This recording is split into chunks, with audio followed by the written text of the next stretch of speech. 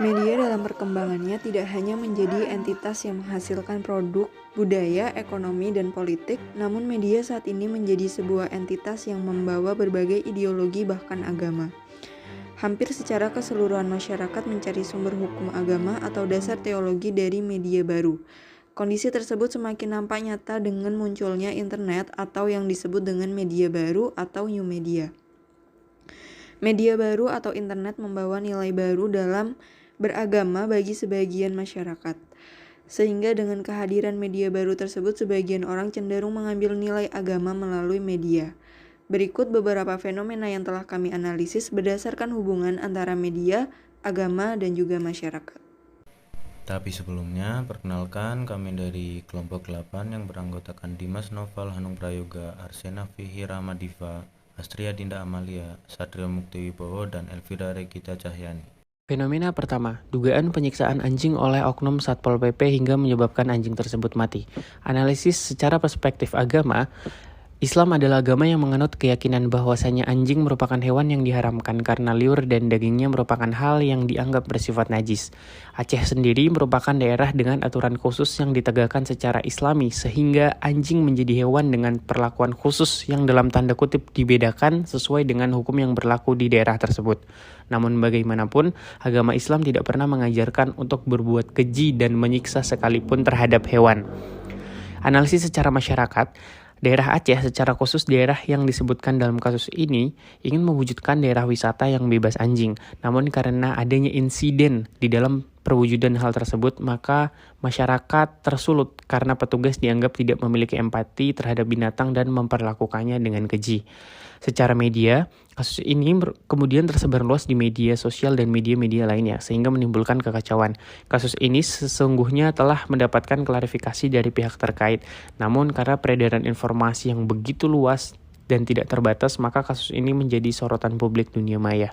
Analisis fenomena 2 dalam perspektif agama yaitu pinjaman online atau ojol di dalam agama Islam diharamkan karena Komisi Fatwa Majelis Ulama Indonesia atau MUI mengharamkan pinjaman online lantaran adanya bunga yang disebut riba atau penambahan pembayaran bagi yang berutang. Pasalnya, bunga tambahan yang dipersyaratkan itu hukumnya haram.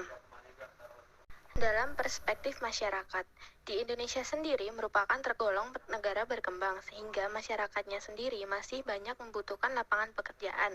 Bahkan, tidak sedikit yang tidak bekerja, maka dari itu adanya pinjol dapat dimanfaatkan oleh masyarakat yang membutuhkan untuk mencari modal atau memenuhi kebutuhan dikarenakan syarat pinjol yang terbilang mudah.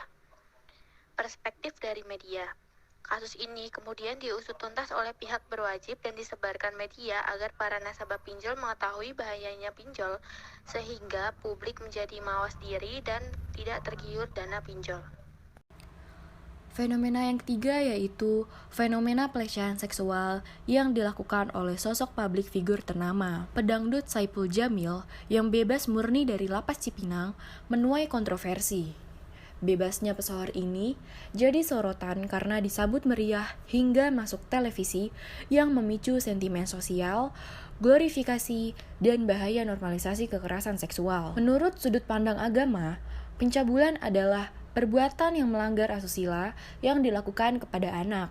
Hukum Islam menggolongkan pencabulan pada perbuatan asusila dan dosa besar. Ancaman bagi pelakunya adalah hukuman takzir atau hukuman had.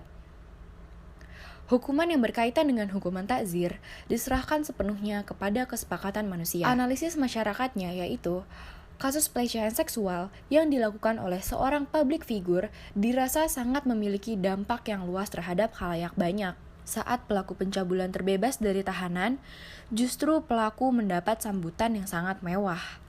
Perilaku ini lama-kelamaan bisa membuat pemakluman atas kekerasan seksual terhadap dua remaja yang dilakukannya.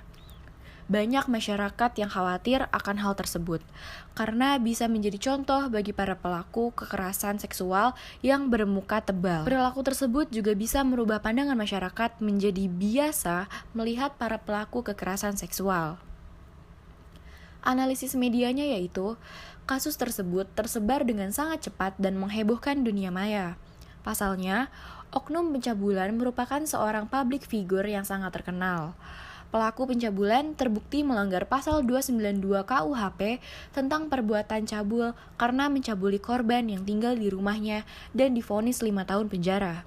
Saat pelaku bebas dari tahanan, sosoknya menjadi viral karena diterpa petisi permintaan boikot dari televisi nasional hingga YouTube. Sekian dari kelompok kami. Terima kasih. Wassalamualaikum warahmatullahi wabarakatuh.